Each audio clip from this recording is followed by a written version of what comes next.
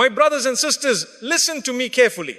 Many people talk to Allah every single day, but very few actually connect when they speak. And that is why some people make dua for years, yet feel unchanged inside. They wonder, why do I still feel heavy? Why do I still feel distant? It is not because Allah is not listening. It is because of how we are speaking. Allah does not need fancy words. He does not need volume. He does not need drama. But He does want sincerity, awareness and humility. Today, I want to share with you a way of speaking to Allah that does not just change your dua, it changes you. Most people do not realize this, but the way you begin a conversation determines the direction of everything that follows. This is true with people, and it is even more true with Allah. Most dua today begins with urgency. It begins with pressure. It begins with the problem already screaming in the heart. Ya Allah, give me. Ya Allah, fix this. Ya Allah, remove that. The tongue moves quickly because the pain feels heavy. The mind is restless because the situation feels out of control. And there is nothing sinful about asking. Allah invites us to ask, but the order matters more than people think. Look carefully at how Allah teaches us to speak to Him. In the Quran, He does not teach us to begin with our needs. He teaches us to begin with who He is. Alhamdulillahi Rabbil Alameen. Ar-Rahman Ir-Rahim. Maliki Yawmiddin. Before we ask for guidance, before we ask for help, before we ask for anything at all, Allah teaches us to recognize Him. This is not a formality. This is training. When you begin by recognizing Allah, something inside you shifts. You stop seeing Him as a last option and start seeing Him as the source of everything. You stop approaching dua like an emergency call and start approaching it like a relationship. When you say Ar-Rahman, you remind yourself that Allah's mercy is not limited by your mistakes. When you say Ar-Rahim, you remember that His care is personal, continuous and close. When you say Al-Alim, you acknowledge that He already knows what you are about to say, including the parts you cannot explain. When you say Al-Latif, you remind your heart that Allah works gently, even when life feels harsh. This is not for Allah's benefit. Allah does not need reminders, you do. Because when pain hits, the heart forgets. It forgets who is in control. It forgets how vast Allah's mercy is. It forgets that delay is not denial and silence is not abandonment. So when you begin dua, by recognizing Allah, you are not decorating your prayer. You are anchoring your heart. Notice what happens when you do this properly. Your tone changes, your breathing slows, your words become less frantic, the demand softens into trust, the fear loosens its grip. You are no longer speaking from panic. You are speaking from awareness. There is a difference between someone who says, Ya Allah, I need this now, or I will break, and someone who says, Ya Rahman, you are more merciful to me than I am to myself. The situation may be the same, but the inner state is completely different. And Allah responds to the heart before He responds to the tongue. When you rush straight into asking, you are still emotionally tangled in the problem. But when you pause to recognize Allah, you step out of the storm mentally, even if the storm has not stopped externally. This is why the Prophet ﷺ taught us to praise Allah before asking. Not because Allah demands praise, but because praise realigns the believer. It reminds you that you are not speaking to an idea, a force or an abstraction. You are speaking to Al-Hayy, the ever-living, Al-Qayyum, the one who sustains everything, the one who held you together through every moment you thought you would collapse. And here is something many people overlook. When you begin with who Allah is, you automatically correct your expectations. You stop expecting Allah to behave according to your impatience. You stop measuring answers according to your timeline. You stop assuming that relief must look a certain way. Because now you are not just asking, you are remembering that Allah's wisdom is deeper than your understanding. Remembering that His mercy does not always arrive in the form you requested. Remembering that sometimes the greatest response is inner stability, not immediate change. This is why beginning dua correctly protects the heart from disappointment. Many people feel broken after dua, not because Allah ignored them, but because they approached Allah with the wrong frame. They spoke as if Allah owed them a specific outcome, rather than trusting Him with authority over the outcome. When you begin by recognizing Allah, you quietly say, you are Allah, I am the servant. And that single realization restores balance. Your problem may still exist. Your pain may still be present. But now it is placed in the hands of the one who actually knows how to carry it. And this is where faith becomes real. Faith is not pretending things do not hurt. Faith is knowing who you are speaking to while they hurt. So before you ask for relief, acknowledge the one who gives relief. Before you ask for solutions, recognize the one who writes outcomes. Before you ask for strength, remember the one who never weakens. This is how dura stops being a reaction and starts becoming worship. This is how the heart stops shaking while the tongue is still asking. Begin with who Allah is and you will notice something powerful. Even before your situation changes, you will feel held. Many people think good dura means using the right words, respectful words, perfect words, carefully arranged words that sound correct. And because of this misunderstanding, they filter their hearts when they speak to Allah. They hide their frustration. They soften their confusion. They pretend they are stronger than they feel. Not because Allah asked them to do so, but because they are afraid of sounding ungrateful, weak, or inappropriate. This is a mistake. Allah does not want performance. He wants truth. Allah already knows what is inside you. He knows the anger you are suppressing. He knows the disappointment you are afraid to admit. He knows the questions you whisper only to yourself late at night. So when you speak politely but dishonestly, you are not showing adab. You are creating distance. Dua is not a speech. It is not a presentation. It is not an exam. You can fail by saying the wrong thing. It is a conversation with the one who created your heart and understands its language better than you ever will. Look at the prophets. None of them pretended. None of them sanitized their pain. Ayub did not hide his suffering. He acknowledged it openly, without drama, without accusation. Musa admitted fear. He admitted hesitation. He admitted weakness. Maryam spoke her confusion. She spoke her exhaustion. She spoke her isolation. Yaqubi cried until he lost his sight and still spoke of his grief without shame. None of them said, I'm fine, when they were not. Because Allah does not ask you to lie in His presence. One of the most damaging habits people develop is speaking to Allah the way they speak to people. Carefully edited, emotionally guarded, afraid of judgment. But Allah is not impressed by emotional restraint. He is moved by sincerity. When you are tired, say you are tired. When you are overwhelmed, say you are overwhelmed. When you are confused by Allah's decree, say you are confused. This is not rebellion. This is honesty. The problem is not that people feel these things. The problem is that they feel them and then pretend they don't when they turn to Allah. And here is the irony. The very emotions people hide from Allah are the ones blocking their healing. Because dua is not only about asking Allah to change something outside of you. It is also about allowing Allah to meet you where you actually are. If you approach Allah with a mask, you only allow Allah to address the mask. But when you come with your real heart, you allow Allah to heal the wound. Many people think complaining to Allah is wrong.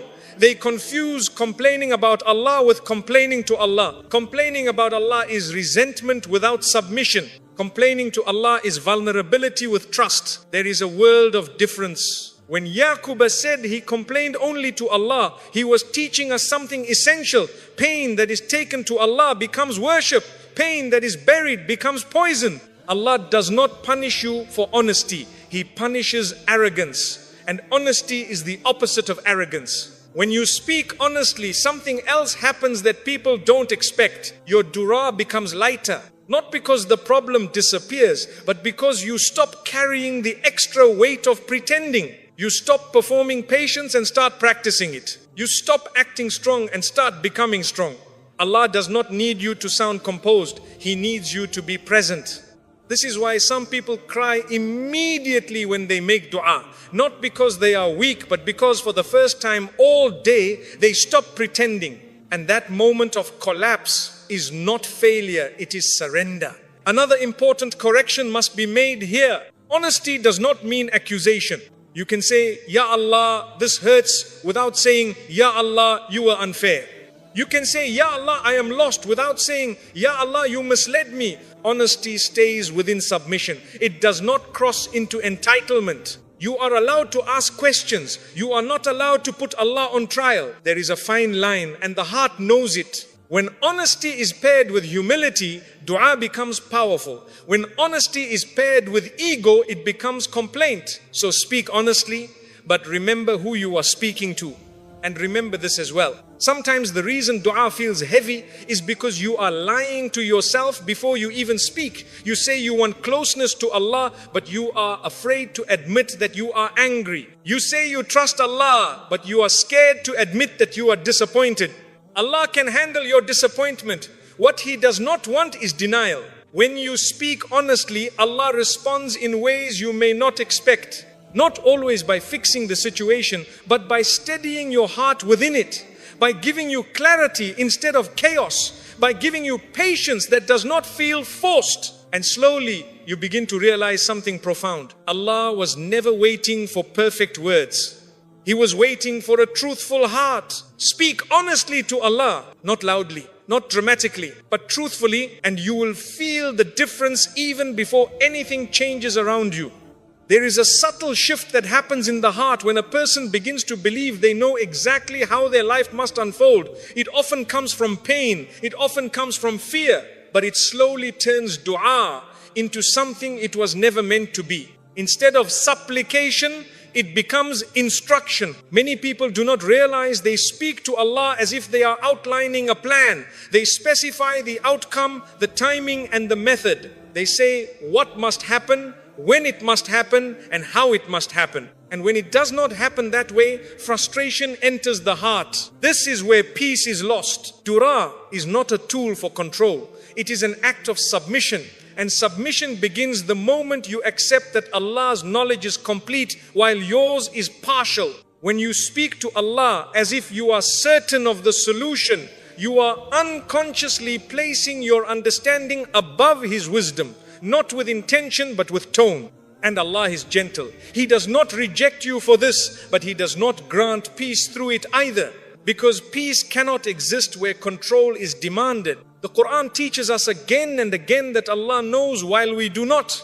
That what we love may harm us and what we dislike may carry mercy. These are not poetic statements. They are practical instructions for how to speak to Allah. When you make dua, replace certainty with humility. Instead of saying, Ya Allah, remove this from my life, say, Ya Allah, if this is good for me, allow it to remain, and if it is harmful, remove it from my heart. Instead of saying, Ya Allah, make this happen now, say, Ya Allah, choose the best time, even if I do not understand the delay. This is not weaker dua, this is stronger faith, because now your dua is no longer rooted in urgency, it is rooted in trust. One of the hardest things for the human heart to accept is that Allah may answer a dua by withholding what we asked for, and yet this is often the most merciful answer. The problem is not that Allah says no, the problem is that the heart equates no with rejection. But Allah's no is not dismissal, it is direction. When a servant submits instead of commands, something shifts internally. The anxiety eases. The pressure lifts. The fear of what if begins to dissolve. Because now you are not carrying the responsibility of deciding what is best for your life. You have handed that responsibility back to the one who created you. This is where many people misunderstand submission. They think submission means giving up hope. In reality, submission is choosing a higher hope. It is saying, Ya Allah, I trust your choice more than my desire. And that level of trust does not weaken the dua, it purifies it. Look at the du'as taught by the Prophet ﷺ. They are full of surrender, full of acknowledgement that Allah knows best, full of humility about the limitations of human understanding. This is not accidental. This is the blueprint for peace. When you submit your request, instead of commanding an outcome, you protect your heart from resentment. You protect yourself from believing that Allah owes you a specific result. And here is something many people do not realize. Submission does not silence the heart, it calms it. You can still ask for what you want, you can still hope, you can still long, but you do so while recognizing that Allah's wisdom governs the final decision. This balance is what keeps dua from turning into frustration. Because when the answer comes differently than expected, the heart does not break, it bows. And that bowing is not defeat, it is alignment. Stop commanding Allah as if you know the path. Start submitting to Him as the one who wrote the path. And when you do, you will notice something powerful. Even if the outcome takes time, your heart will no longer feel at war. One of the most common patterns in dua is this. People ask Allah to change everything around them while leaving themselves untouched. They ask Allah to fix people. They ask Allah to remove obstacles. They ask Allah to change circumstances, environments, and outcomes. And they are sincere. But sincerity alone does not guarantee wisdom in what we ask. Because very often, the problem is not only what is happening around you, it is what is happening within you. Allah, in His mercy, does not always begin by changing the external situation. He begins by working on the heart. And if the heart resists that work, the situation may remain, not as punishment, but as instruction. When you speak to Allah, ask yourself honestly, am I asking Him to change others because I do not want to change myself? This question is uncomfortable, but necessary. Many people want relief without refinement. They want ease without growth. They want solutions without transformation. But Allah is not only interested in resolving your difficulty, He is interested in shaping your soul. This is why some people are moved from one hardship to another without learning anything from either. The situation changes, but the inner state remains the same. And the lesson repeats. The most powerful du'as begin with the self. Ya Allah, fix my heart. Ya Allah, correct my intention. Ya Allah, remove arrogance, impatience, and resentment from within me. These are dangerous du'as. Dangerous, not because Allah dislikes them, but because Allah answers them. When you ask Allah to change your heart, He may place you in situations that expose what needs to be healed. He may delay outcomes, so patience is developed. He may allow discomfort, so humility is formed. This is why many people avoid these du'as. They prefer to ask for comfort rather than correction. But comfort without correction is temporary. Correction without comfort is growth. And Allah prioritizes growth. When you talk to Allah about yourself first, you take responsibility for your inner world. You stop seeing yourself as a victim of circumstances and start seeing yourself as a servant in training. This does not mean blaming yourself for everything. It means recognizing that the heart is the first place Allah works. A clean heart can survive chaos. A corrupted heart cannot survive ease. This is why two people can be in the same situation and experience it completely differently. One grows closer to Allah, the other grows bitter. The difference is not the situation, it is the state of the heart. When you ask Allah to fix your heart, you are not asking for pain. You are asking for resilience. You are asking for clarity. You are asking for alignment. And here is something subtle but important. When you ask Allah to change you, your dua becomes immune to disappointment. Because even if people do not change, you do. Even if circumstances remain difficult, your heart becomes stronger. Even if the door stays closed, your peace increases. This is a dua that cannot fail. Many people delay in a dua because they believe they will work on themselves once life becomes easier. But life rarely becomes easier before the heart becomes stronger. Allah often strengthens the heart before removing the test. And sometimes, after strengthening the heart, the test no longer needs to be removed. This is the wisdom many people miss. When you talk to Allah about others first, you place your peace in their hands. When you talk to Allah about yourself first, you place your peace in Allah's hands. And Allah never mishandles what is placed with Him. So the next time you speak to Allah, pause before listing everything you want changed around you. Ask first to be made worthy of ease. Ask first to be protected from arrogance in success. Ask first to be patient in delay. Because when the heart is right, everything else becomes manageable. Talk to Allah about yourself before others, and you will discover that the greatest change was never outside you. It was always meant to begin within. Most people believe dua only counts when words are spoken. They think if the tongue is not moving, nothing is happening. And because of this belief, they rush to fill every moment with speech, even when the heart is exhausted.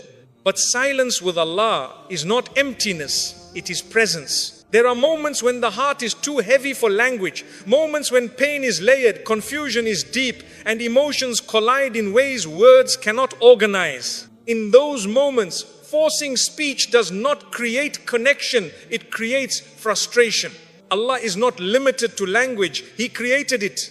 He understands intention before articulation. He understands pain before description. He understands tears before explanation. This is why silence, when paired with awareness of Allah, becomes dua. Think about this carefully. If Allah already knows what you are about to say, why do you believe your connection depends entirely on words? Words are for you, not for Him. Silence allows the heart to be honest without pressure. It allows you to sit before Allah without performing, without arranging sentences, without trying to sound strong or composed. Many people talk too much in dua because they are afraid of stopping, afraid that if they pause, the pain will surface, afraid that silence will expose what they have been avoiding. But Allah does not meet you only in speech. He meets you in stillness. There are forms of dudra, where the servant simply sits, aware of Allah's presence, aware of their own weakness, aware that they are seen and known, no requests, no explanations, just presence. And that presence is powerful. In silence, the heart stops negotiating. It stops demanding. It stops rehearsing outcomes. And for the first time, it listens. This is where many answers arrive, not as solutions, but as clarity. Clarity does not always come as words in the mind. Sometimes it comes as calm, sometimes as acceptance, sometimes as the quiet strength to carry what cannot yet be changed. Silence teaches the heart submission in a way words cannot. When you are silent before Allah, you acknowledge something important, that Allah does not need convincing, that He does not need persuading, that He does not need emotional pressure to act. You are saying, without speaking, Ya Allah, I am here. I trust you enough to sit with you without explanation. This level of trust reshapes the soul. And here is something many people misunderstand. Silence is not avoidance. It is not giving up. It is not resignation. Silence is choosing presence over panic. There are moments when repeating the same request again and again does not bring peace, because the heart is still resisting reality. Silence allows that resistance to soften, not because the problem disappears, but because the heart stops fighting what it cannot control. This is why some of the most profound moments of closeness to Allah happen late at night, when words run out, when exhaustion strips away performance, when the servant simply sits, knowing Allah sees them exactly as they are. No filters, no strength, no solutions. Just need. Allah does not turn away from this kind of silence. He draws closer. And often after silence, words return, but they return differently. They return slower, softer, less desperate, more trusting. Silence prepares the heart to speak correctly. It teaches the servant that dua is not measured by length, volume, or eloquence. It is measured by presence and sincerity. Some people speak beautifully but are absent. Others say nothing but are fully present. Allah knows the difference. So when words feel forced, stop. When speech feels heavy, pause. When the heart is overwhelmed, sit quietly with Allah. Let silence do what words cannot. Because sometimes the most powerful dua is not what you say. It is your willingness to remain before Allah, even when you have nothing left to say. Many people make dua, and when they finish, nothing actually changes inside them. Their hands go down, but the worry stays. Their tongue stops, but the tension continues. Their heart leaves the moment still gripping the problem tightly. This means something important was missed. Dua is not meant to end where anxiety remains in control. It is meant to end with taslim, a quiet acceptance that what has been placed in Allah's hands no longer needs to be carried by yours.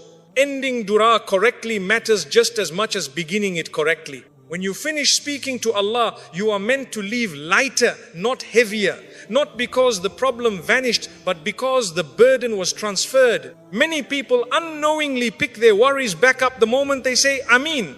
They speak to Allah, then immediately return to overthinking, replaying scenarios, and fearing outcomes. This is not a failure of dua.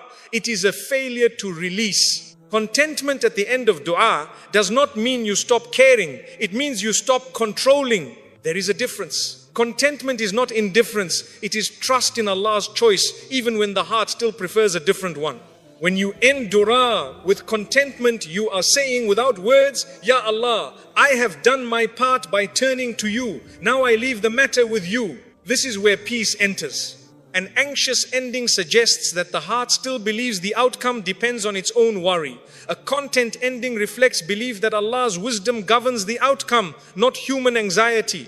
This is why the Prophet ﷺ taught us to rely on Allah after effort. Dua is effort. Trust is release. One without the other leaves the heart exhausted. Ending with contentment also protects the heart from delayed answers. When dua does not appear to be answered immediately, the content heart does not accuse Allah of neglect. It waits with dignity because it understands something essential. Allah's timing is part of His mercy. Many people are not distressed because their dua was not answered. They are distressed because it was not answered their way or their time. Contentment dissolves this tension. When you finish dua in a state of acceptance, you train the heart to remain calm even in uncertainty. You stop living in constant anticipation and disappointment. Instead, you live in trust. This does not mean the heart will never feel fear again. It means fear no longer dominates. It comes and goes without control. And here is something deeply important.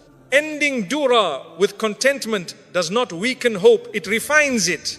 Hope that demands control is fragile. Hope that trusts Allah is resilient. When you end with contentment, you leave space for Allah to surprise you. You allow outcomes beyond what you imagined. You stop limiting Allah's response to your own expectations. This is why some people receive answers